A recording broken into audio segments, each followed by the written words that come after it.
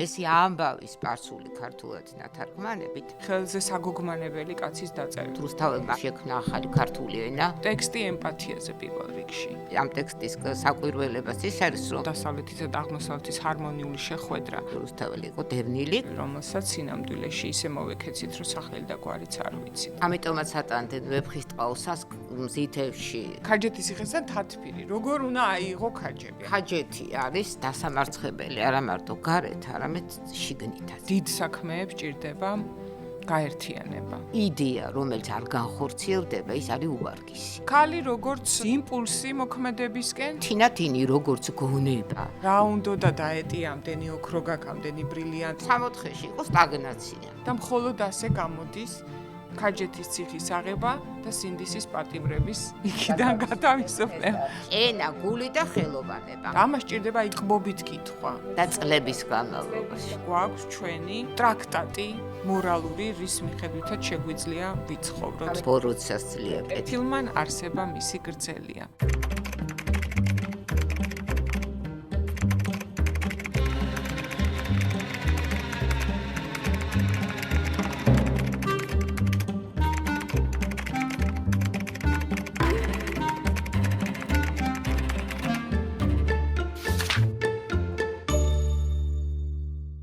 მოგესალმებით ჩვენს არხმის მინეზე და სანამ წიგნზე საუბარზე გადავალთ, გთხოვთ გამოიწეროთ ჩვენი არხი, დაგვიწეროთ კომენტარები, რადგან ალგორითმი ასე უფრო ხედავს და ცნობაც ხდის ამ ჩვენს გადაცემას.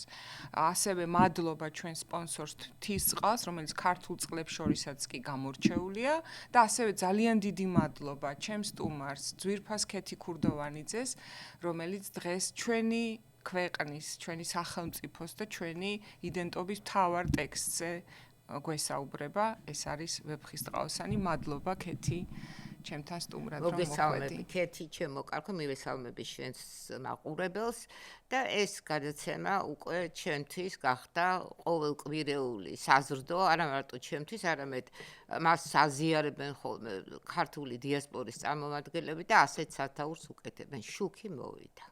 ანუ ეს არის სინათლე, არა მარტო ლიტერატურულ სამყაროში შემოტანილი შენ მიერ, არამედ ჩვენ ესეთ ბნელ ცხოვრებაში. რისთვისაც ძალიან დიდ მადლობას გიხდით და თქვენი ერთგული მაყურებელი ვარ. ყველას ვთხოვ, რომ ასევე გადააზიაროთ და აჩვენეთ, უყურეთ თქვენ და აჩვენეთ თქვენ შვილებს ეს გადაცემა. ძალიან დიდი მადლობა და წიგნი რომ ასევე დიდი საფრთხეა ხოლმე მართველი ძალისთვის ან ზოგჯერ საზოგადოებისთვისაც ეს იქიდანაც ჩანს რომ თუნდაც ის ტექსტი რომელზეც ჩვენ დღეს ვისაუბრებთ 5 საუკუნის განმავლობაში იყო განდევნილ დათრგუნული სანამ ვახტანგ მეექვსემ სტამბაში არ დაბეჭდა და თავიდან დღის სინათლის ხილვის საშუალება არ მისცა ხო ამ ტექსტს რადგან ერი რომელიც 500 წლით ასეთ ტექსტს არ გაუფრთხილდება კიდევ ერთხელ გვაჩვენებს, რამდენად უკიდურესობებში ვარდება ხოლმე ჩვენი ქვეყანა, რომელსაც შეიძლება ყავდეს დავით აღმაშენებელიც და სერგო ორჯონიკიძეც, რუსთაველიც და ბნელი საუკუნეებიც, სადაც ამ ტექსტს არ უფრთხილდებიან და ბოლო 30 წლის განმავლობაშიც სრულად ეროვნული და სრულად ანტიეროვნული ხელისუფლება და რადგან ვეფხისტყაოსანზე უამრავი ინტერპრეტაცია, ზოგი ჩვენთვის მოსაწონი, ზოგი დასაწუნი არსებობს. მე მინდოდა იმისათვის, რომ საინტერესო იყოს ჩვენი დღევანდელი დიალოგი, საერთოდ თანამედროვე კონტექსტში ჩავსვათ, რადგან ეს არის უნივერსალური ტექსტი, რომელიც ნებისმიერი კუთხიდან შეიძლება იყოს საინტერესო და იძლევა ინტერპრეტირების საოცრად დიდ არეალს, ხო? ხომ მეთანხმები უდაოდ ასეა, იმიტომ რომ თვითონ ვეფხისტყაოსანი იმდენად საიდუმლოებით არის მოცული, მისი ავტორის ვინაობაც, მათ შორის მართლა გამქრალია 5 საუკუნის განმავლობაში და ვახტანგ მეექვსეს უნდა ვუმადლოდეთ ჩვენ, რომ საერთოდ ეს ტექსტი ჩვენამდე ამან მოაღწია რაღაც ფორმით. ხო, რა თქმა უნდა, ეხა ეს სრულფასოვანი ტექსტი არ არის, რაც დღეს ხელში გვიჭირა, 100-მდე ხელნაწერია, რომლის მიხედვითაც მოხდა ამ ტექსტის შეჯერება, მაგრამ კიდევ ბევრი არარუსთველური სტროფი, იგი ინტერპოლატორების მიერ ჩამატებული სტროფები, რომლებიც ხო, რაღაცა ასეთები, მაგრამ თავარიც აი ამაში ამ ტექსტის საკვირველებას ის არის, რომ პრინციპში არც გჭირდება მაინდა-მაინც ბევრი რამ იცოდე ავტორზე, ბიოგრაფიულად, იმიტომ რომ ეს ყველაფერი ისე ჩანს.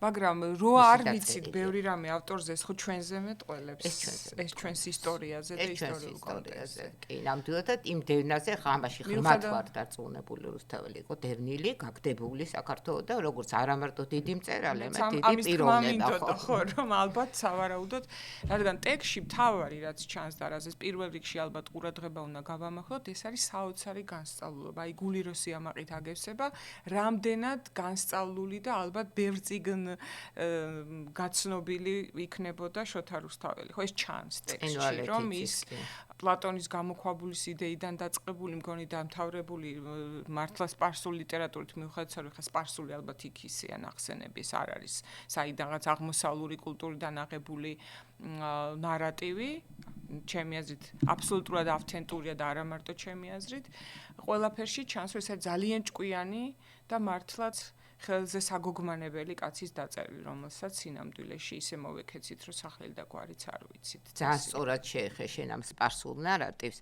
საქმე ის არის, რომ აი სწორედ ამ პოემის მთელი დილემა, რომლის წინაშეც მეცნიერები დადგნენ, იყო გაუბუნდოვანება, რომ ეს აღმოსავლური ტიპის პოემაა თუ დასავლური. ნუ ესთეტიკა ხა რო შევხედავთ, იქ ამდენი ვარდი, ბულბული, მარგალიტი, ეს აღმოსავლეთის ბედაური, თქვათ ის სუფისტური სიმბოლიკა, რომელიც გამოყენებულია ტექსში და აშკარად ჩანს, რომ ეს არის იგავურად გადმოცემული ამბავი, თვითონაც ამბობს, რომ მისი სახელი შეფარვით ქვემო რომ ითქვამს მიქია.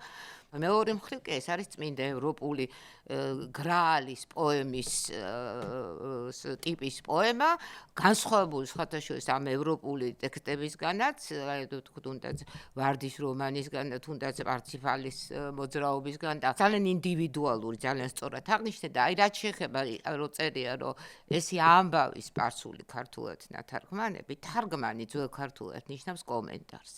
და ეს რას ამბობს რუსთაველი, რომ ეს სიბრძნე მისტერიალური სიბრძნე, რა თქმა უნდა, სპარსული მისტერიალური სიბრძნე, სპარსული კულტურის ნაწილია ეს მისტერიალური სიბრძნე, ოღონდ ის არის ინტერპრეტირებული ქართულად, ანუ ევროპულად. რუსთაველი ყველგან აფიქსირებს, რომ ის არის ევროპელი მწერალი, თავის ფილოსოფიურ რელიგიური შეხედულებიდან დაწყებული, ქრისტიანობით დამთავრებული, პირველივე სტროფში ახსენებს სამებას, ქრისტიანულ სამებას, ანუ ის ყველა წარმოდგენა, რომ შეიძლება ის იყოს ან წარმართული სამყაროს ნაწილი, ან ისლამური სამყაროს ნაწილი და ამ სტროფს იმეორებს ავთანდილის ანდერჩიც, აი, რომელმან შექმნა სამყარო, ხო ძალით შექმნა და სამყაროს ქრისტიანული შესაქმის შესახებ ლაპარაკობს და ამას იმეორებს ანდერჩი, ვინ დამბადა შეძლებაც მომსაძლევად და ვინ არ ზალი უხილავი შემწევ ყოველთა მიწიეთ და ვინ საზღვრავს და გვისაზღვრებს ზის უკვდავი ღმერთად იგი გახდის წამის ყოფით ერთ სავსათასაერთად და ამის შემდეგ არის ადამიანის შექმნაზე ლაპარაკი, არის ხარკი გადახდილი მეფისა და დედოფლის მიმართ იმ ეპოქის, რომელშიც ის ცხოვრობდა, ნუ ყოველ შემთხვევაში სხვა ინფორმაცია ჩვენ არ გავგარჩნია, არის ვერსიები, რომ შეიძლება ეს უკვე გვიანდელი ტექსტია და ამითი ალბათ ჩვენი უზნეობის გადაფარვა უნდათ, რომ ის 5 საუკუნე იმიტომ იყო გამქრალი, რომ თურმე გვიან არის დაწერილი ვეფხისტ რაოსანი და უბრალოდ ამბავია. ძალიან პირდაპირი მინიშნებებია მე მგონი თამარსა და დავით სოსლანზე, ხლა რომ საკვირველია და სხვა შორის დევნა უფლის წულზე. ჩვენთან გვიყვარს ხო რუბი კუხიანიძეს აქ ერთ სიმღერაში რუსთაველის ბრალია, რომელსაც ესე აღვიქვამ, რომ ესე იგი ყველაფერი კარგი, რაც მივაწერთ, რომ აი ხო გახსოვს არგუმენტად რომ მოვყავთ, თქვენ ნუ ლაპარაკობთ ფრანგები, ჩვენ რუსთაველი ყავს, ამერიკელები, ნუ რუსთაველი ყავს, მაგრამ ამასთანავე სულ გვავიწყდება, რომ სად შევწხვით იგივე რუსთაველთან და რომ ვერ ამოვეფარებით მას როგორც პარაზიტები და რაღაც უკვე დროა, რომ ჩვენ შევქმნათ საკუთარი აწყოთით ვიამაყოთ სამკაც არ ჩამოვეკიდოთ, რომელიც თან მართლა სახელი და გვარიც არ ვიცით ხო. ხო სამწუხაროდ ეგეთი ფიგურები ხუპავენ ხოლმე ერევთ გალაქტიელმა დაღუპა რაღაცა მე-20 საუკუნის პოეზია ყველა რო მისი ეპიგონი რო გახდა ხო რუსთაველის ეპიგონები იყვნენ შემდეგ ომი პერიოდის და სულ ხანსაბაშიც კი როდესაც ის სიბრძნე სიცურეს ეს პირდაპირ სცენა არის გადმოტანილი როგორ ზის ლეონი იმის წყლის პირას ეს რაღაცა ახალი უფლისწული იბადება რომელიც უნდა გაზარდოს ლეონმა ახალი შემეცნებით ახალი მით რა ქვია აზროვნებით მაგრამ აი ძალიან კარგი იქნება გარდა იმისა რომ ეს არის მართლა არქეტიპული ტიპის პოემა და ეს გმირები არიან არქეტიპები, ამას ძალიან ერთი ცალკე ალბათ გადაცემა ჭირდება, რომ ეს ამ მიმართულებით ხო განვიხილოთ, მაგრამ აი ძალიან მოკლე სქემა რომ ვთქვათ, უჩვენდა ვიცოდეთ თავიდანვე რომ არც გეოგრაფიულ არაბეთზე არ არის აქ ლაპარაკი, არც გეოგრაფიულ ინდოეთზე ხო და ამიტომ აქ აღმოსავლური ის ტენდენციები გამოირიცხა პირიქით მეცაც ვიტყვით, იმიტომ რომ თინათინი სადაც გამეფდა, ხო, არაბეთში მეფდება თინათინი, ძველი რწმენა, ძველი მეფე გადადგა, იმიტომ რომ ის ხდება, რომ მისი უნარები თანამედროვე გამოწვევებს ვეღარ უმკლავდება. და თან რაც თავარია, ეს რაღაცა მკაცრი ვერტიკალი კი არა, თათბირი, შეთანხმება, აზრის კითხვა, რაღაც უფრო არაბეთი შედარებით დემოკრატიულად გამოიყურება, ვიდრე ინდოეთი, ხო, რა ქვია, ათენურ დემოკრატია. ეგ მინდოდა მე თქვა, რომ აღარაფერი თქვა იმაზე, რომ ცოტა ოდისევსაც გავს ავთანდილი, ხო? რასაკვირველია და თინათინი პირდაპირ თინათინი თენება, გათენება, ათენი და ათენა. სიბრძნის ქალღმერთი, ანუ თინათინი როგორც გონება, როგორც სარკე, აი პლატონური სარკე, რომელშიც აირეკლება ხა პლატონიას ამბობს, რომ პირდაპირ ჭრეტა არ შეუძლია ადამიანს იდეათა სამყაროს და აირეკლება, გონებით უნდა შეიცნოს ის, რადგან არ აქვს ეს გამოცხადებითი უნარი. და რო გავაგრძელოთ ეს ძველი საბერძნეთის თემა, იგივე სად ჩადის ტარიელის სანახავად ავთანდილი, ხო? არაცნობიერ გამოქვაბულში და არაცნობიერში, ხო? და ეს სულ არის დასავლური კულტურის გამოძახილი, ალბათ უნივერსალურიც. ამით არის, რომ ალბათ პირველი ასეთი ტექსტია დასავლეთისა და აღმოსავლეთის ჰარმონიული შეხვედრა, ასევე სიყვარულისა და რაინდობის გაერთიანება ასე. და ქალი, რომელიც ცნობის მოყვარეა იმ დონეზე, რომ სიყვარულზე წინ აყენებს სიმართლისა და რაღაცის გამორკვევის ამბავს, თინათინზე ვამბობ ეს. ხო, სიბრძნის ნიშანია და ქალი, რომელსაც აქვს ცნობის მოყვარეობა, ხო ასე იყო ძველად, რომ ქალს არ უნდა აინტერესებდეს ერთგვარაფერი, არც რელიგია, არც რამის შეცნობა, არც უცხოს გაგება და ეს უცხო მოყმე კიდევ ძალიან საინტერესოა, რომ ჩვენ გვაქვს ძალიან კარგი სიტყვა საუცხო, რაც დადებითი კონოტაციით არის. ჩვენ წესით უნდა გვაინტერესებდეს ის, რაც არის უცხო, არ უნდა გვეშინოდეს. ჩვენ დავთრგუნეს დამპყრობლებმა, რომლებმაც გვასწავლეს, რომ უცხო არის საშიში. და თინათინს, ავთანდილს, როსტემას არ აშინებს იმ უცხოს, უცხო აინტერესებთ, კი არ ეშინიათ, აინტერესებთ, უნდათ რომ დაეწიონ და გამოარკვიონ რა არის. და ეს არის ძალიან მნიშვნელოვანიც ამ ტექსტში, ხო, რომ უცხო მოყმე და თინათინი ჩემთვის არის რა თქმა უნდა ცენტრალური ფიგურა ტარიელი და ნესტანი აქ და არქეტიპულაც, მაგრამ თინათინი არის ჩემთვის ძალიან საყვარელი პერსონაჟი, ქალი, სწორედ ამის გამო, რომ შეუძლია იყოს უკიდურესად გონიერი, რაციონალური, ცნობის მოყვარე და ბრძენი. ცნობის წადილით უსმენ და ყველაფერს თქვათ იმ სიბრძნესაც იმახსოვრებს, მეხსიერებას, მამარასაც ეუბნება, ხო, იმასაც აკეთებს, მაგრამ შემდეგ ის იქცევა დამოუკიდებლად. აი აქ იბადება ეს რენესანსული ადამიანი, რომელიც ვიღაცაზე კი არ არის დამოუკიდებელი, მამის ლაპარაკი, აზროვნების პროცესში თავად იმაშვება, რომ მამამისი იმბავს, რომ იქნება, ნუ ეშმაკი მოგვეჩვენაო, ახლა რაღაცა მოგველან და დავანებოთ ამას თავი და ამის დევნას, გავაგრძელოთ ჩვენი ტკბილი ცხოვრება. ზუსტად ამ მაქსენას გული თინათინი ამბობს, რომ არა, ჩვენ უნდა გავიგოთ, იმიტომ რომ მორალურად თქვენ ამდენი ადამიანი ჯარი იქ იყავით, ადამიანი ტირო და გაუგზავნეთ იქ ისინი შესაბყრობად თქვენი მონები, 12 მონა, ნუ ხა ეს დროის მინიშნებას, აი 12 მონები საერთოდ ამ ტექსტში განასახიერებენ თავიანთი ბატონების მიწიერ უნარებს. აი, როდესაც თქვათ თან ახლავს ტარიელს სულ მუდამ, აი ხო ჩდება შეკითხვა, ვინ არის ეს, რა ქვია, ასმათი, ხო? ასკეტური ტიპის ქალი, ეს არის ნესტანტარეჯანის მიწიერი უნარები, რომელიც ცნობიერებას როცა კარგავს ტარიელი, ის აფხიზლებს მას, ის ასხამს წყალს და ის ახლავს სულ მუდამ თან მისი მიწიერი ცნობიერება. და აი ამ ტექსტში ხო ეს არის სწორედ საოცრება, რომ აი გონება თინათინი ავალებს თავის მიჯნურს, ანუ სარწმუნოება, რწმენა ავთანდილს.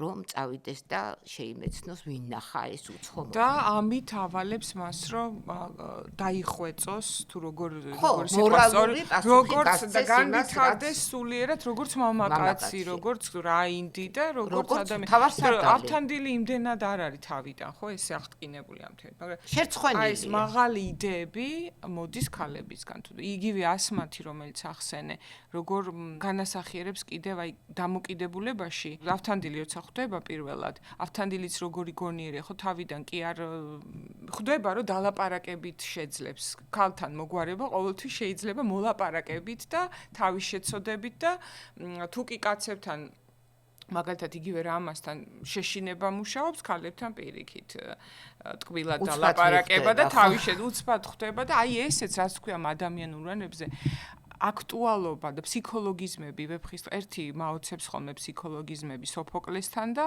მეორე რუსთაველსთან როგორ ზუსტად არის ეს არის დრამატურგიაში ძალიან რთული რომ ერთ ადამიანში სწორად გადაანაწილო მისი ფსიქოლოგიური მონაცემებიდან მომდინარე საქციელები და აქვს ყველაფერი ამხრივ აი რაღაც ზედაპირულად რომ ვდგები რატო ტირიან ამდენს აი პირდაპირ ყველაზე ვულგარული ალბათ რაც შეიძლება დამართო ამ ტექსტს რომ პირდაპირ გაიგო ხა კაცების ტირილი ხო და ეს სხვა აი ამ გათიშვა და გულის წასვლა საჩვენებელია ზუსტად ძალიან მაღალი თანაგრძნობის ემპათიის და პლუს ვერ უნდა გაუძლო ხო დიდებულ რაღაცებს დაკარგვა ხო ნებისმიერი გონების დაკარგვა ცნობიერების ცვლილება როგორც სავლემ დაკარგა გონება და გაიღვიძა პავლემ ხო ახალმა ადამიანმა ეს არის ახალი ადამიანის ხო გაღვიძების როგორც სილი არის პატარა სიკვდილი ისე გონების დაკარგვა არის გარდასახვა ტრანსფორმაცია გარდასახვა და აი აქ როდესაც ეს მიდის ამ უცხო მოყმის საძებნელად მიდის აბსოლუტურად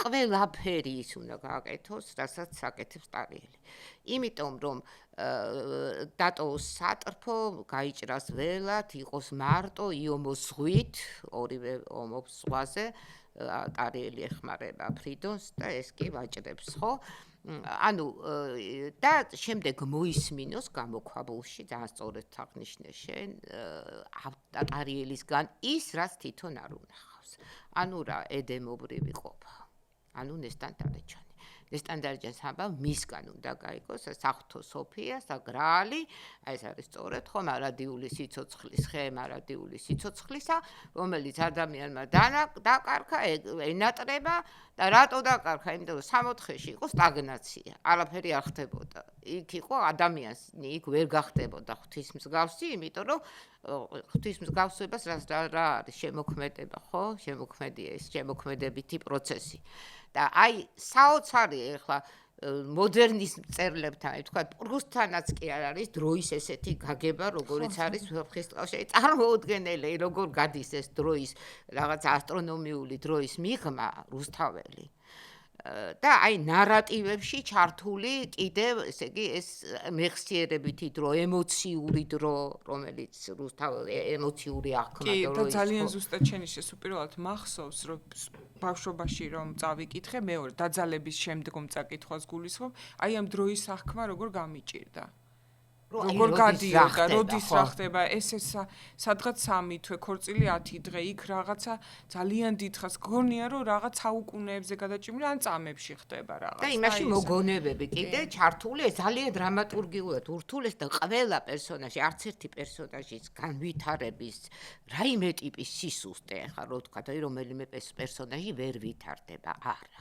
და თან აი ზუსტად აღნიშნე შენ, რომ ეს გარდა ამ თქვა რაინდებისა, რომლებიც აი მოდის ზღაპრული რაინდები, გადაიქცევიან ადამიანებად, ხო, ტექსტის ბოლოს, ესე იგი, ეს ზღაპრიდან გადმოდიან რეალობაში.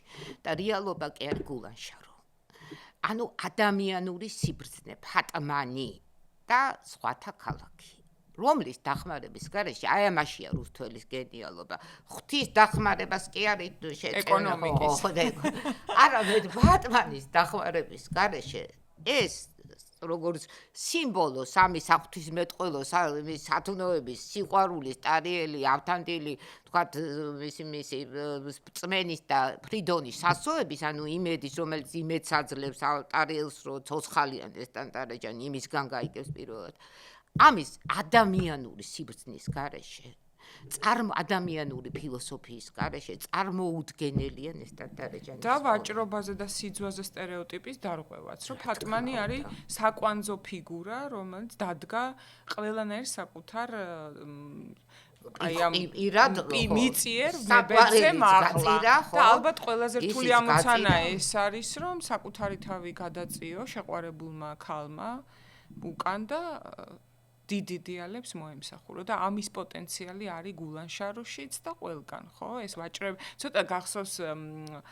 ავთანდილი რაღაცნაირად მაინც უხერხულად არის ამ ვაჭრის ტყავში და ვაჭარი ბრძენია. თაველიც ხო ვაჭარი მისთვის ცოტა ისეთი ეს გადაცმის სცენა არ არის უცხო, საერთოდ შუა საუკუნეების რომ გადაცმის სცენა, ანუ ვაჭრად გადაცმის. ეს ნიშნავს რომ ახლა რას გვეუბნება რომ აი ეს ბრძენი, ანუ ვაჭრად გადაცმული ბრძენი, ეს უმაღლესი სულიერი ფილოსოფია, ეს სხვა არის, ანუ ღვთისმეტყველება, მაინც ნუ შუა საუკუნეების და რენესანსის გასაყარზე ვართ, მაინც უნდა ვიცოდეთ და გვახსოვდეს მუდამ, როცა ამ ტექსტს ვკითხულობთ, იმიტომ რომ ყოველთვის უკითხო მე თუ ამას წესო რაც აღმერთს არასწადის არასაქმე არ იქნების, მაშინ რატომ იქცევა ავთანდილი მაინც თავისი ნებით. ანუ ბედისწერას ებრძოლება, ხო? მათ სწამთ რომ არსებობს ბედისწერა, მაგრამ ისიც სწამთ რომ შეუძლიათ რომ ეს ბედისწერა შეცვალონ. აი ოიდიპოს ეგ არ წამს. აი როგორც გენეტიკა და ეპიგენეტიკა არსებობს, ხო, რაღაცა დეტერმინირებულია და რაღაცას თავად განაპირობებ. და ეს თანაარსებობა შესაძლებელია არ გამორიცხოს, ხო? ოიდიპოსი ამბობს, ხო, თუ მე უნდა შენ მატარო ისევ შენი ნებით უნდა ვიცხოვრო, თვალები მაშინ მე რაღაც მინდა. აღარ მინდა, მაშინ მატარე, მოდი დავითხრი ამას და შენ მატარე. და აქ არა, ესენი ბედისწერას ეწინააღმდეგებიან და მე პატარა ვერხისტყაოსანი რო დაწერა ბარათაშვილმა, აი პატარა მერანი, ხო, არის პატარა ვერხისტყაოსანი. სადაც არის აი სწორედ ამ ბედისწერასთან შებრძოლება, ეს არის მთავარი, ხო, ეგზისტენციასთან შებრძოლება ადამიანის. აი როგორი თანამედროვე ტექსტია, რაზე ვლაპარაკობთ, ხო? აი მე დღემდე ვეკითხები სტუდენტებს, როდესაც ოიდიპოს გავდივართ ხოლმე თავად როგორ უყურებენ ბედისწერის როლს ადამიანის ცხოვრებაში. ეს არის ყველაზე საინტერესო თემა დღემდე, ხო? და შეიძლება იმ ადამიანისთვის გადამწყვეტიც, ვინც როგორ უყურებს ისე და მე მართლა გამოდის, რომ ესე იგი შენ წყვეთ.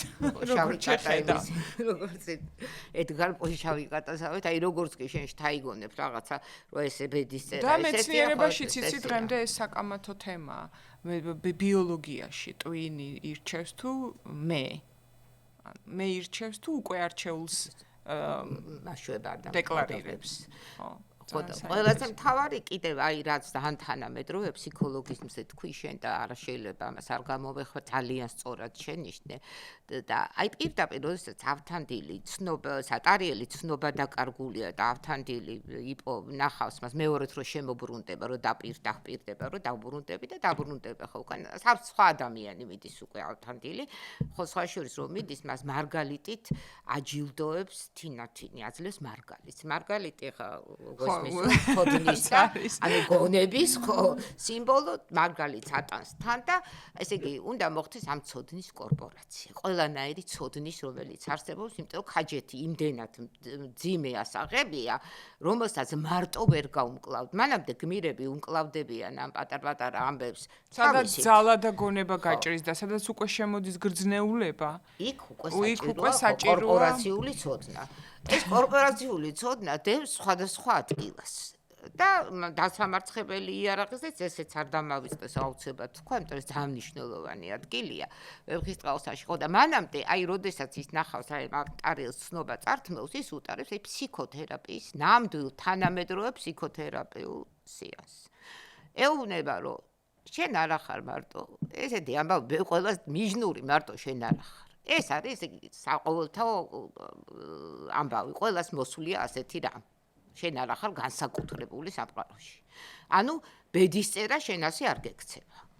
შემდეგ ეუბნება აი რომ ჭირსაშიგან გამაგრება ისე რომ და ეუბნება რომ კი ჭირია ეს, მაგრამ შენ უნდა გამაგრდე. მერე ეუბნება რომ აი ბიჰევიორიული ქცევა უნდა შეცვალო რა, ადექი ხარ რომ წამოწოლილ ხარ, დაჯექი ცხენზე, გააჭენე იმოქმედე, ხო? იმოქმედე და მე ეუბნება რომ ავალებს როგორც სოციალურად შენო მარტო არ ახარო 100-ზე პასუხისმგებლობას იხსნიო და მარტო ტოვებ ამ ხალხს რომელმაც ჩვენთვის ეს გაკეთაო და აი აბსოლუტურად თანამედროვე ფსიქოთერაპევტის მითი გამოყავს ავთანდილს მდგომარეობიდან ტარიელი და ტარიელი აი ამ საშინელ სიკვდილი უნდა აი სულ სიკვდილისკენ ისწრაფი სიკვდილი უნდა აღარ უნდა სიცოცხლე და ავთანტილია რომელიც მას მუდმივად აი ამ წენას უბრუნებს რაც კიდევ ერთხელ ხას უსვამს რუსთაველმაც ინტუიციის დონეზე კარგმა მწერალმა ყოველთვის ინტუიციის დონეზე იცის ანთროპოლოგიაც რომ არ გამოდის ავთანტილის გარშე მარტო ადამიანს არასოდეს არ გამოუვა არაფერი დიდ საქმეებს ჭირდება გაერთიანება საკუთარი ავთანდილის პოვნა და ფრიდონისაც კი რომ კოლექტივი იყოს, იმიტომ რომ აი ხა მინდა გადავიდეთ ქალები, რა თქმა უნდა. ქალი როგორც იმპულსი მოქმედებისკენ, ვის გამო ღირს საერთოდ ასე ჩანს ზედაპირულად, ხო, დრამატურგიულად ტარიელს ნესტანი აგზავნის თავიდან მანამდე დადის ანადიროთ და ყველაფერი კარგად არის იქაც, არაბეთშიც, აქაც და ქალები შემდეგ საფეხურს განვითარების შემდეგ საფეხურზე გადასვლისკენ უბიძგებენ. ინსპირატორიებას ამით რომელიც ეუბნება რომ მოდი ამ ხის ნაყოფი ვჭამოთ და შევიმეცნოთ ვოროტები და სიკეთე. ამ ხას აგრძელებს, ხო? ძალიან სასაცილო ხოლმე რომ მოისმინო ალბათ და საყვარლობაც ასე მოსასმენად აი პირველ კურსელები რომ თქვა ხის თანამედროვე ჭრილში კონსუმერული ჭრილით რა უნდა და დაეტი ამდენი ოქრო გაქვს ამდენი ბრილიანტი მარგალიტი ცხენები ნადირო ყველაფერი კარგად არის და პირველი ფიქრი ხო ეგ აი რა გინა სად ეკვეტები და აი აქ არის ზუსტად ის რაც არის მითხოლმე სალაფავის მოყვარულებს იმ ხალხისგან განსხვავებით, ვისაც აქვს დიდი იდეები, ხო? აი ეს არის ზუსტად განსხვავება, რომ როგორ კარგადაც არ უნდა იყო, უფრო კარგად იქ ღვთისკენ სავალი გზა მაინც უნდა გაიარო და როგორც წესი ეს ხდება ზუსტადაც ქალების შეწევნით და აი უკვე კოლექტივის შექმნა საჭიროა იმისთვის რომ აი ქაჯეთისნაირი დიდი გამოწვევა დაამარცხო როგორც აი ჩვენი სახეობა მაგალითად ხო მარტო სოციალური ცხოველი ვინც არის ჩვენ მგელი რა ვიცი კიდე სხვა ცხოველები ვინც მარტო ვერ ნადირობს მარტო ვერ ცხოვრობს სანამ მარტო აი ესე დაიხეტება და ასმაც ალბათ არ თulis ახლა მათ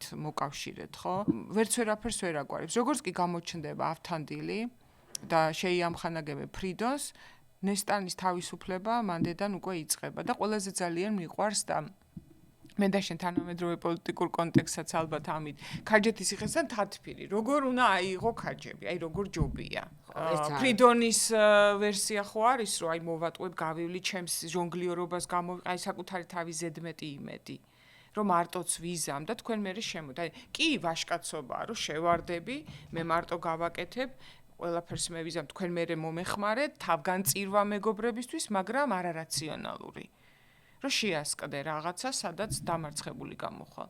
მერე ავთანდილი, რომელიც რა თქმა უნდა, როგორც ჭკვიანი გონიერი პერსონაჟი ასე ჩანს, მაგრამ მასაც აქვს აი რაღაცა რისკი.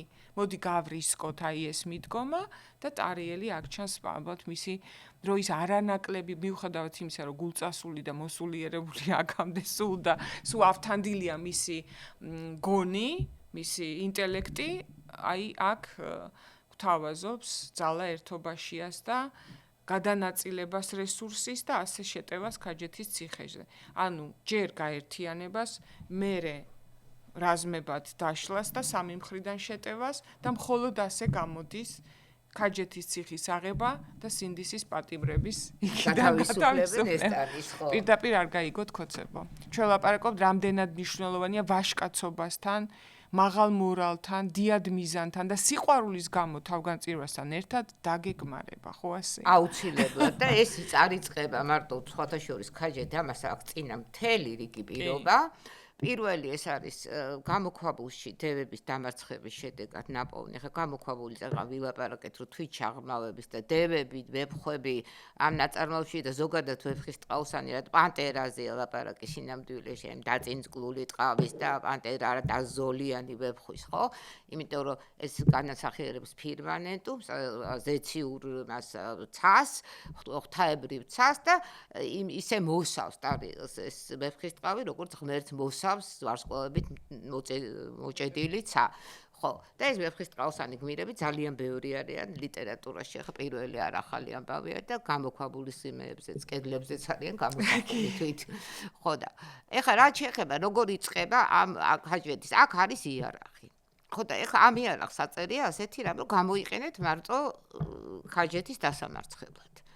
აი ეს არის ყველაზე დიდი გამოცდა ამ გმირების, რომ ამ იარაღს მარტო ხაჯეთის, იგი აი დიდ ძალას აძლევს, ხო?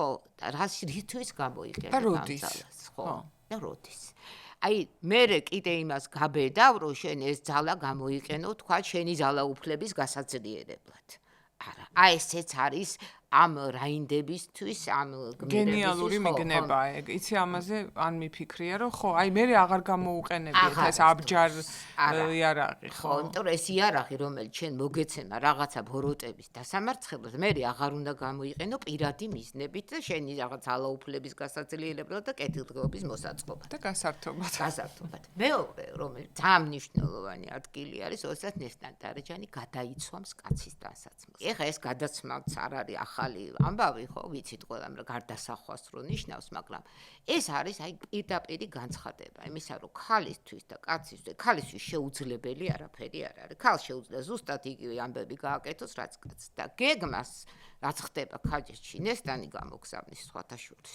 იქიდან რომ აქ ამდენი კაცი დგას, იქ იმდენი კაცი დგას, ანუ სტრატეგია ესეთი ამბავი კი ამბობს, რომ ჩემი გულისთვის თავი არ გაწირო, მაგრამ თან ამასობაში ამასაც ხო, ეგ რა თქმა უნდა. და რაც შეეხება ფატმანს, ფატმანის მონამიცის საცა, ანუ გრძნეულია და მოულს მოისხამს და შედის არც ფატმანის გარეშე არ გამოდის. ფატმანი არის ერთ-ერთი უმთავრესი ფიგურა, ძალიან მაგარი პერსონაჟია და ესეთი რეფლექსია, გულანშარლოს რეფლექსიაც ხდება, მაგალითად იქ არის ყველა დაავადებული ამ ნეგატიური ბაქხიზმით, ყველა ლოთობს. აი ჭაშნაგირის მოკლა ავთანდილის მიერ, ჭაშნაგირის სიტყვა ჭაშნიკი, ხო, აქედან მოდის. ეს არის აი ამ სწორედ აი ამ ცოდვის დამარცხება, რომელსაც ამარცხებს გაბრუება, ლოთობა, დიონისური ცოდნოდი ესე ვთქვათ რა, დიონისური, აი როგორ უნდა შეერწყას დიონისური და აპოლონური სიყვარული, ხა მარტო თომასმას არ დაუწერია ამაზე ამბები, ანუ ჩვენი რუსთაველი ჯერ კიდევ და თავად ფატმანშიც რამხელა ტრანსფორმაცია. რამხელა ტრანსფორმაცია და ბოლოს აი როდესაც ისინი დგანან სტრატეგია არის ასეთი, ხაჯეთი არის ერთფეროვანი, შავია. ეს არის მრავალფეროვანი. აქეთ ისინი სულ ერთნაირები არიან. ხო მრავალი ადამიანია ხაჯეთში, ხო, მაგრამ ისინი არიან ერთნი. ერთი არსით. ერთი ბუნება და ესენი არიან მრავალფეროვნების არის ეს მონოლითურობა ყოველთვის ბოროტი ძალის ძალა. რა თქმა უნდა და თარაზე დგას ახლა ხაჯეთი. მრავალფეროვნებას კიდე ძარცვაზე, ის რა ქვია, ეკონომიკა, ხო, გზნეულებაზე, ეკონომიკა, ძარცვაზე, პროპაგანდაზე, კი, ზუსტად, აი თანამედროვე ხაჯეთი. ხაჯეთი არის ყველაზე დიდი ბოროტება, მანამდე ახლა ის პატარ-პატარა ბოროტებები ხო დაამარცხეს ამათ ინდივიდუალურად. ზეცართავად დაგვრჩა ხაჯი, ზეცართავად. კი, მახსოვს სტატუსიც დავწერე ამაზე ერთხელ, მახსოვს ხოცი და ხაჯის, ისა რა ქვია, როგორ დაობდო ხაჯი ხო რაღაცა ჩვენ ცნობიერებაში დამარცხებულია. იმიტომ რომ ვეფხისტყაოსანმა გითხრა რომ ბოროტსაცლია კეთილდა ასე და ხაჯი მე ამის მერე უკვე გამოიყო როგორც კნინობითი, რომ აი ვიღაცას რაღაც არ ესმის. ხო, ამასობაში ესეთი რეინკარნაცია მოხდა. ხო და აი შემდეგ ესენი გარეთ არის გარეთა მრავალფეროვნება, რომელსაც იდეა ერთია ერთიანებს და ვეფხისტყაოსანში რა წერია, რომ იდეა, რომელიც არ განხორციელდება, ის არის უვარგისი. აი ეს არის ამ არაჩვეულებრივი ტექსტის ის კი არა, რომ აწყო თუ არ ამწყალოს, რომ მომავალი ჩემი, ეგრე არ არის. იდეა უნდა ჩვენ მივიყვანოთ, ისა რა ქვია, როგორც კაცი არის პერსონაჟი, აი თეორიაში სულ ვამბობთ, როცა ვასწავლით და როცა ვსწავლობთ ამას, რომ თუ სიტყვასა და საქმეს შორის ძალიან დიდი ცდომილებაა, პროტაგონისტი აღარ ყავს. გასაკვირველია. იქ რა თქმა უნდა. ხო, ხო, აი მე რომ ენახა ტარიელი ისე, ეს რო ეთქვა ავთანდილს და გაეგრძელებინა საქმით ან დაემტკის საყვარელს აჩვენო საქმენი საგმირონია. საქმე არის თავარი, ხო. ამიტომ რასაც ამბობ ძალიან ზუსტია, ზუსტად ეს არის. განხორციელებული იდეის გარეშე იდეები იმდენი მაქვს, რომ 5 ტრილიონი უნდა გქონდეს ჩვენ. რასაკვირველია. თუ ესე ანუ იდეა რომელიც არ განხორციელებდა, იმ თავარი კიდე მხატვრული ნაწილზეც ვილაპარაკოთ, რუსთავებმა და ეს რო არ თქვათ შექმნა ახალი ქართული ენა. მან ლიტერატურაში შექმნა საოცარი ის რომ თქვათ რაც გეოგრაფიულ წერლობაში, გეოგრაფიული წერლობის გმირები, რომლებიც იყვნენ მართლა ანტაგონისტი და პროტაგონისტი და მეტი არავინ არ არსებობდა იქ, შავი და თეთრი, აქ შექმნა ეს მრავალფეროვნება ამ ტექსტში, თავისი სრულიად განსხვავებული ტემპერამენტით, ხასიათით, წამსით, ადამიანებით და მელოდიკა, რომელიც საოცარი. ეს ყველაზე რთული მგონია, ასეთი წყვეტის მერე, ასეთი აღზევება ენის და მერე ისევ გურამიშვილამდე ლამის ხო, გურამიშვილმა რეფორმა, როგორც კი ენის ის ხდებოდა, მაშინ ხდებოდა, აი გამოჩნდებოდა ესეთი ფიგურა და მაშინ წლებოდა ენის რეფორმა. მერე ბარათაშვილამდე არაფერი არ მოხდა, მერე აკაკიმდე არაფერი არ მოხდა. აი ყოველთვის ესე იყო. კი და ესეც ძალიან მნიშვნელოვანია, კი, იმიტომ რომ თურმე ადამიანი, როდესაც ვიღაცის ლექსიკონს იმეორებს, ვისი გავლენის ქვეშაც არის, იმის ლექსიკას იღებს, აი ეს პროპაგანდაც ესე მუშაობს, რაღაც სიტყვებს უბრალოდ გამეორებინებს და როდესაც თამას ასე მაღლა იწევა, იქ ენაც ვითარდება, იმიტომ რომ ყველა ცდილობს მიუახლოვდეს მაინც აი ამ სტანდარტს ახალს, როგორც ეს მოხდა რუსთაველის და გურამიშვილის შემთხვევაში. ძალიან მნიშვნელოვანია. და როგორც გალაქტიონი ახსენე, ძალიან სწორად. მე რაღაც გავლენის ქვეშ შექცევა ცოტა უფრო მეორე საფეხურზე მყოფი საზოგადოება, ხო და აი ეს იმიტომ რომ ეს რუსთაველს თვითონ მიაჩნია რომ ეს არის ძალიან საგმირო საქმე და აი ამაშია ვეფხისტყაოსნის კიდე გენიალობა რომ გმირობა და მარტო ომებში გამარჯვება კი არ ითვლება და თქვა წავიდა და ძალით ვიღაცას მოერია სიტყვაზე ძალოვანი ძალგულოვანი გმირია და დაამარცხა არა აქ ითვლება რომ გმირობა არის აი ნებისმიერი გმირობა, როდესაც უარს ამბობ შენ სიყვარულზე სხვის გამო. გმირობა, როდესაც მე და შენ ალბათ ფატმანის სწორედ ამის გამო შეუძლია თავისი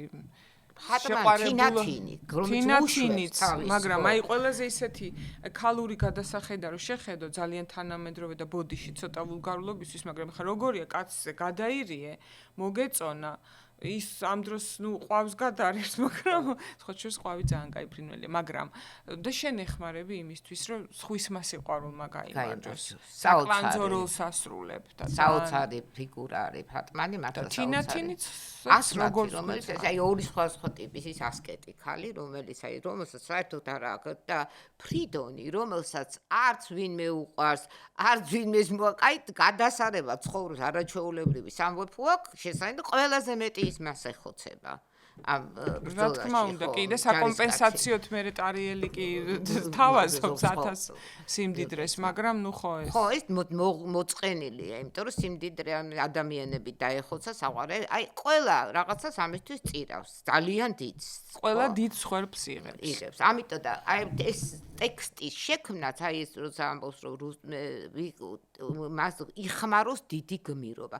დიდი გმირობად მიაჩნია მას აი ამ ლიტერატურული ტექსტის შექმნა. რუსთაველისთვის ყველაზე დიდი გმირობა არის ალბათ აი დიდი პოეზია. ამას პროლოგშივე ამბობს, იმიტომ რომ საღვთო პოეზიას, საღვთო მიჯნურობაზე ლაპარაკობს, რომ ეს არის საღვთო შემეცნების, ანუ რაზოც ამბობს ის საღვთო გულისხმობს შემეცნების ინსტრუმენტს, რომ ლიტერატურა არის შემეცნების, თუ ის არ ხდება შემეცნების ინსტრუმენტი, არის მხოლოდ რაღაცა ამბავი, რომელიც ის არის მოკვდება დროსთან ერთად, ისე როგორც სიყვარულიც რჩება მარადიული. ენა, გული და ხელოვანება, ამას ამბობს, ხო? ენა, რა უნდა ჰქონდეს მას, გული, ანუ გრძნობა და ხელოვანება ოსტატება.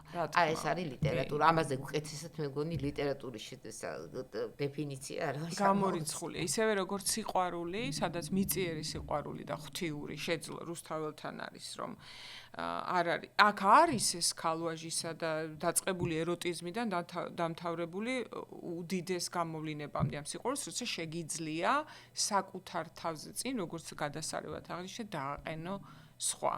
და როგორ ფიქრობ, ყველაზე მეტად აი ბოლოსკენ რო წავიდეთ შენი აზრი მაინტერესებს, რადგან რუსთაველზე ლაპარაკი აი ყველა სიტყვა რო აიღო, ისიც ჩანს, რაც მაშინ იგულისხმებოდა და შენ როგორ შეგიძლია საკუთარ სულიერ მდგომარეობას მოარგო, ესეც ამის ფუფუნებასაც გვაძლევს, ხო, მაგრამ იცი რა მაინტერესებდა, ჩვენ გვაქვს რუსთაველის ტექსტი ემპათიაზე პირველ რიგში. იმიტომ რომ რაც უფრო განვითარებულია საზოგადოება, რაც უფრო კულტურულია, რაც უფრო მეტად ესმის ლიტერატურის არსი, მით მეტია თანაგზო, იმიტომ რომ ეს არის ურთულესი ინტელექტუალური პროცესი, როცა შენ საკუთარი თავი უნდა დააყენოს, კი არ შეგეცოდოს, მის ადგილზე დააყენო და ეს არის რთული გამოხვიდე საკუთარი წარმოდგენებიდან და სხვის წარმოდგენებში ისე შეხვიდე, რომ განიცადო თავი, რაც ემართებათ, თქვათ, ვეფხის ტყავსნის გმირებს და რაზეც ვილაპარაკეთ, ხო? და გვაქვს ასეთი ტექსტი და გვაქვს კანონი, ნულოვანი თანაგრძნობა და აი ყოველგვარი პათეტიკის გარეშე მაინტერესებს, რატომ ასეთ ცხად გამზადებულ რეცეპტს ჩვენი გადარჩენის, რატო უგებს ხოლმე, თქვათ, ისეთი დიდი ბოროტება, როგორიც არის ემპათიის აკრძალვა. რომელსაც ტოლერანტობაში ურევენ კრიმინალის მიმართ ხოლმე, მაგრამ აი ეს ემპათიის აკრძალვა ხო პირდაპირ გაველურებას და განადამიანურებას ნიშნავს. ისევ ქაჯეთში შებრუნებას ყველასი. ქაჯეთი არის დასამარცხებელი არა მარტო გარეთ, არამედ შიგნითაც. აი ამაშიც რუსთაველი გვაჩვენებს, რომ ეს ყველაფერი რაც ხდება გარეთ, ეს ხდება შიგნითაც ადამიანშიც, ხო? თითოეულ ჩვენგანში. თითოეული ჩვენგანი ებრძვის ჩვენ თავში ლომებს, ვეფხვებს, ჩვენ ცოდვებს, ჩვენ რაღაც ქვენაგრძნობებს, შეცდომებს, რომლებსაც უშვებთ რეფლექსია, შემდეგ ჩვენ შეცდომებზე გადააზრება და შემდეგ ბოლოს მივდივართ იქამდე, რომ თუ ჩვენ თავში ქაჯეთს არ დავამარცხებთ, რამდენი ქაჯეთიც გარეთ არ უნდა დავამარცხოთ, ეს ქაჯეთი მაინც იარსებებს. ყველა ადამიანის, აი ეს არის ადამიანი, რომელსაც იმარჯვებს ცხოველზე, თავის თავში უნდა გაიმარჯვოს ცხოველზე და ამას ეუბნება სხვათა შორის ტარიელს ასმათი, რომ ამ ველურად რო იქეციო, ხო ხედავ შენ რატო ადამიანი დაკარქე და იმიტომ მეგობ ცხოველებში ცხოვრობო, დადიხარო ტყეღრეო და ადამიანები დაკარქეო. ანუ აბსოლუტურად და ის იმწუთას ტარიელს ეს კაბა ვინ არისო მაჩვენე, ვინ არის მოსული ჩემი ამბის გასაგებათო. ადამიანების ეს თუ არ გვექნება სხვა ადამიანების მიმართ ემპათიური დამოკიდებულება, ჩვენ არც საკუთარ თავს არ შევიბრალებთ. აი ტარიელი როგორც არ იბრალებს იმ მომენტში თავის თავს. შეუბრალებელი ხდება ზოგადად და როცა შეუბრალებელი ხდები, შენ მარტო გარემოს მიმართ არ ხდები შეუბრალებელი ხდები საკუთარი თავის მიმართ. იმიტომ ვამბობ ჩვენ, რომ აი შენ თავს რას უშვები ახლა? აი ეს ისევე როგორც ხვას რო აშინებ, მე თავადად შეშინებული ხარ. ხო? რაც დაემართა მაგალითად ყველა დიქტატორს. კი, აუცილებლად. როცა აი ძალიან მნიშვნელოვანია და კიდევ მინდა მივმართო, თუ გვიყურებენ, ძალიან ეჭვმეპარება, რომ ჩვენ პოლიტიკოსები ან მომავალი პოლიტიკოსები გვიყურებენ, ან ის, ვისაც პოტენციურად შეიძლება ძალაუფლება ქონდეს, მაგრამ ქეთი ქურდოვანიძის ძვირფასი სიტყვები მინდა სულ გახსოვდეთ, რაც დღევანდელი გადაცემიდან დარჩება, ალბათ იმედია ყველას, მათ შორის პირველ რიგში პატარებს, არასოდეს არ გამოიყენოთ იარაღი ტყუილად. როგორც თქვი, აი განსაკუთრებული იარაღი, როცა მოგეც, ანუ ძალაუფლება, არ გამოიყენოთ მაშინ, როცა ის არ არის საჭირო. იმიტომ რომ ეს არის ყველაზე დიდი ცდუნება, ალბათ, როცა რაღაც შეგიძლია ვიღაცის დაჩაგვრა და ეს არ გააკეთო. არ გააკეთო საკუთარი ძალაუფლება, სილამაზე და ფულს გაუძლო. აი ეს გაძლება არის ძალიან მნიშვნელოვანი და ქაჯეთი არის ამის ვერ გაძლება. ხო ასეა. ასეა ნამდვილად. ძალიან დიდი მადლობა, ძალიან საინტერესო იყო და იცი მე გუშინ გეუბნებოდი რომ მეშინია ამ ტექსტზე ლაპარაკი მეთქი, რადგან უამრავი ინტერპრეტაცია წაგვიკითხავს ჩვენ. პირველ რიგში პირველი მადლობა ვახტანგ მეექვსედან რომ იწყება დამთავრებული ყველა ქართველი პოეტი, მწერალი, გახსოვს ალბათ ილიას და აკაკის მიმოწერა, აკაკი როგორ რაღაც ქართულ იმაზე გადმოა სხვა ფერა, ხო, ის იმერელია ის ილიას უფრო ესეთი ვაჟას წარმოდგენა ვეფხის ყავსანზე, ზვიად გამსახურდია ეს რა ძალიან რეზოსი და ძალიან ბევრი ტექსტია და ინტერპრეტაცია ძალიან ბევრი, ხო, ვიქტორ დოზაძე უამრავი და ამიტომ ცოტა რთულია მაგრამ მე მგონი რომ მოვახერხეთ რაღაცნაირად ჩვენი დღევანდელი გულის ტკივილიდან ამ ტექსტის გახსენება, გადაკითხვა და ერთი რამე შეიძლება ითქვას, სკოლამ ცოტა დაღუპა ტექსტი იმ ხრივ ჩემ დროს მაგალითად რომ ახსენდებოდა რამდენი რამე მქონდა დასაზეპირებელი, გული მისკდებოდა და აი ამ გულის ხეთქვაში ვეღარ ვასწრებდი შეყვარებას. და ამას ჭირდება აი გერმანელები რო იტყვიან ხოლმე გენისენ ტყბობით კითხვა. წყბობით, აი და ცოტა წლების განმავლობაში გადახედვა, ზოგჯერ შუაში გადაშლა, ზოგჯერ აი მოდი დღეს რა სტროფი შემხვდება ასე და აი ამით ცხოვრება. იმიტომ რომ ჩვენ გვაქვს ჩვენი ტრაქტატი მორალური, რის მიხედვითაც შეგვიძლია ვიცხოვროთ და ამიტომაც ატანდნენ ვეფხისტყაოსას მზითებში ყოველთვის ქალებს და ყველა ოჯახში, თუნდაც იმ ოჯახში ვინც კითხვა არც შეიძლება არც გეიცოდა. წერა კითხვა. ანუ სიმბოლური მნიშვნელობა თუ არ იცი კითხვა, წაკითხულიც რო გქონდეს, მაინც ვერაფერს იგებ, მაგრამ ზოგჯერ წაკითხულიც აქვს და აი მორალთან აიდენტიფიცირებს საკუთარ თავს და ოჯახს. მე ძალიან ხშირად იყო საქართველოში ის დრო, როცა თინათინისნაირი და ნესტანისნაირი, ფატმანისნაირი, ასმათისნაირი ქალები იყო პრობლემა. ასეთი ქალები და ასეთი კაცები, როცა აშენებ ქაჯეთს, დიდ კონსტრუქციას, ქაჯურ კონსტრუქციას როცა აგებ, ყოველთვის საშიშია. თინათინი საშიშია და ტარიელიც და ავთანდილზე რა ვიცი. ჩვენ კი გვაქვს სქემა, ჩვენ გვაქვს გადარჩენის გეგმა გვაქვს და ეს ყველაფერია ვეფხისტყაოსი. რა გზა უნდა გაიარო, რომ ბოლოს დამთავრდეს ისე როგორც აი ეს ფინალი გუშინაც ვამბობდი რომ ალბათ გული გამისკდება სიხარულისგან ჩვენი საქმეც და ამბავიც რომ ესე კარგად დამთავრდეს. ბოროტსას ძლია. კეთილმან არსება მისი გრძელია. ეს ყოველთვის ასე არ არის, მაგრამ აქაც დამოკიდებულია იმაზე, ვინ მოინდომებს რომ ძლიოს კეთილი თუ ბოროტი და რომლის მხარეს ჩადებ მე ტრესურს. დიდი მადლობა ქეთი, ძალიან დიდი მადლობა. ჩვენ გემშვიდობებით შემდეგ წიგნამდე. დიდი მადლობა ჩვენ სპონსორს თისწყალს და გთხოვთ ასევე მოგწეროთ თქვენი ინტერპრეტაციები ვეფხისტყაოსანზე, ამის უფლება და ამის ფუფუნება ყველას აქვს რომ დაინახოს საკუთარი და კარგი ტექსტი არის ალბათ ზუსტად ის რომ ყოველთვის გადაშალო და გაქცეს პასუხი კითხვებზე, რომელიც ყველას აწუხებს ვეფხისტყაოსანში იწყება ზუსტად აი ეს დიდი მოგზაურობა, სადაც აი ამ მოგზაურობის დროს ჩდება ხოლმე ზუსტად კითხვები და კითხვები არის ფილოსოფია. ნახვამდის შემდეგ წიგნამდე.